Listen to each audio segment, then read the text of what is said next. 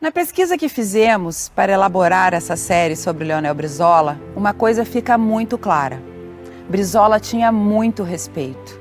Respeito às suas ideias, respeito ao voto, respeito à lei e à legalidade, respeito aos princípios, respeito ao Brasil e aos brasileiros. Como governador do Rio de Janeiro, perguntado sobre o que aconteceria se um candidato de um partido de oposição ganhasse a eleição à Prefeitura do Rio, Brizola respondeu: seja qual for o vitorioso, né, só tem um caminho, o de colaborar, de respeitar, de considerar. Não é aquela pessoa, é a população.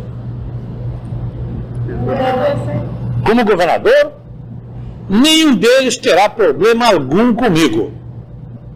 Para ele, o eleito era o escolhido pelo povo, pelo voto, pela lei. Isso, Brizola respeitou a vida toda. Só pode nos trazer um tempo bem melhor para se viver.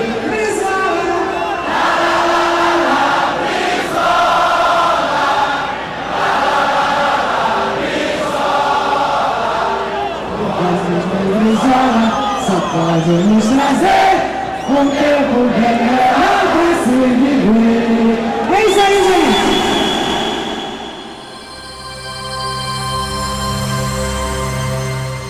Desde o seu primeiro mandato como deputado estadual, todas as suas ações, todo o seu trabalho era fiel ao seu discurso. Em 1961, o então presidente Jânio Quadros renuncia. Seu vice, João Goulart, está fora do Brasil, numa missão comercial na China. A Constituição da época era clara. No impedimento por qualquer motivo do presidente, assumiria o vice. Mas para um grupo de militares, João Goulart não deveria assumir.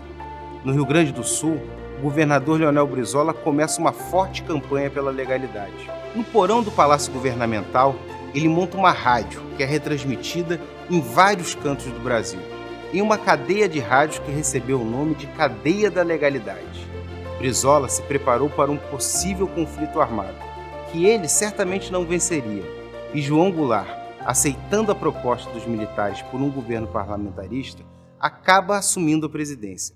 Essa rendição à vontade dos militares, essa atitude fora da legalidade, faz com que Brizola esfriasse o seu relacionamento com João Goulart.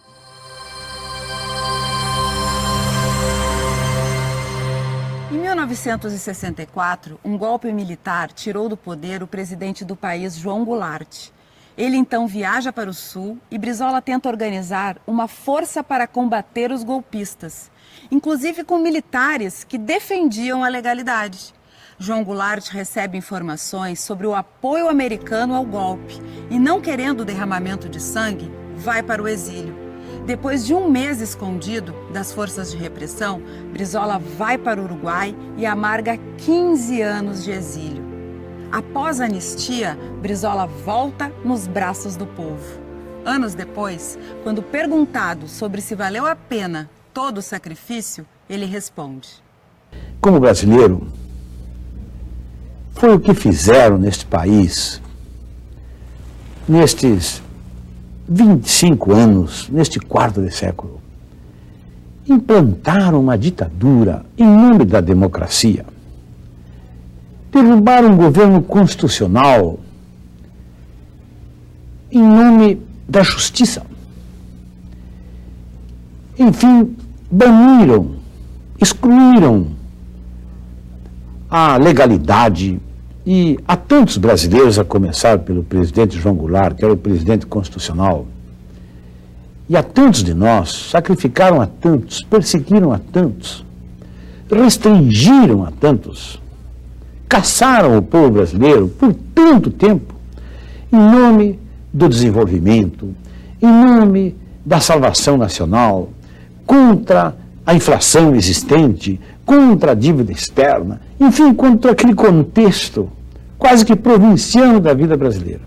E afundaram o país neste atoleiro, neste poço, nos enterraram desta maneira.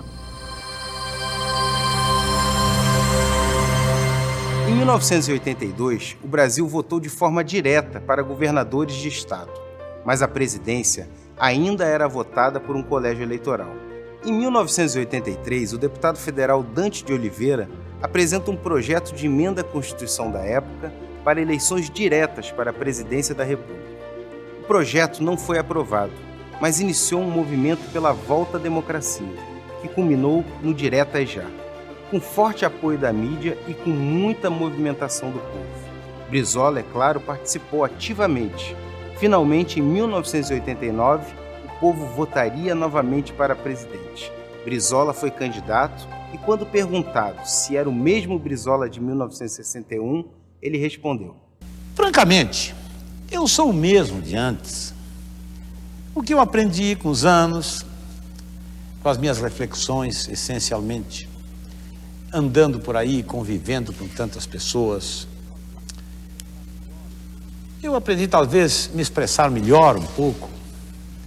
Eu consegui ampliar mais o meu pensamento, acumular mais experiência. Eu acho que, francamente, eu me sinto, por exemplo, na plenitude da minha capacidade mental. Agora, aquele Leonel Brizola, de 64, que era mais duro, se expressava com mais dureza, aquele continua aqui dentro.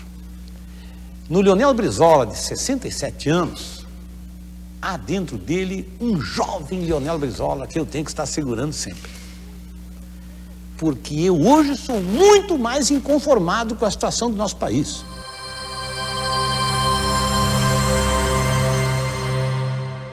Direitos e deveres. Brizola, mesmo tendo sofrido anos de exílio, não guardava rancor. Eu não quero exclusão de ninguém daqui.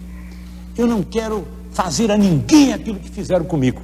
Mas também não fugia da luta e entrou na justiça contra uma das maiores forças da comunicação do mundo, a Rede Globo, e contra um dos homens mais poderosos do Brasil, o jornalista Roberto Marinho.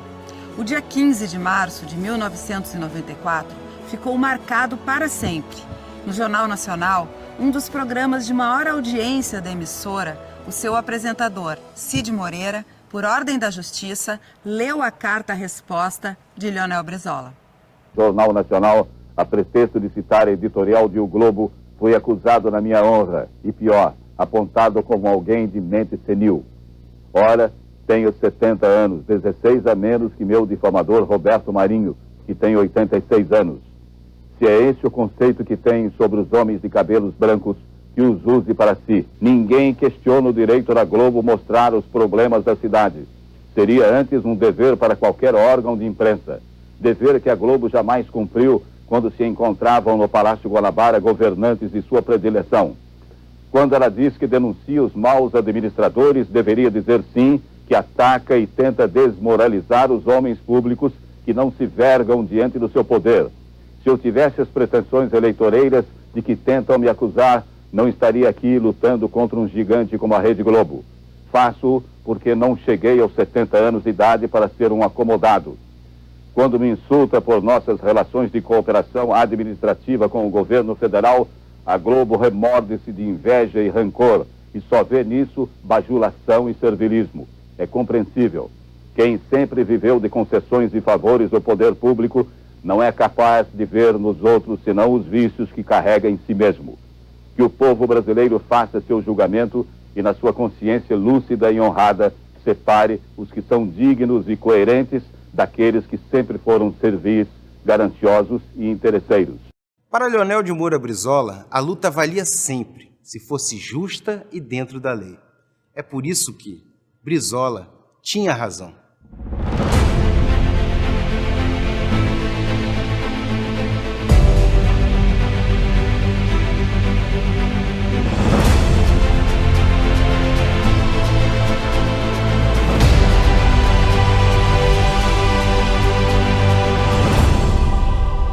Brizola, assim como Getúlio, seu inspirador, tinha uma visão muito forte sobre o trabalhismo e sobre a soberania nacional.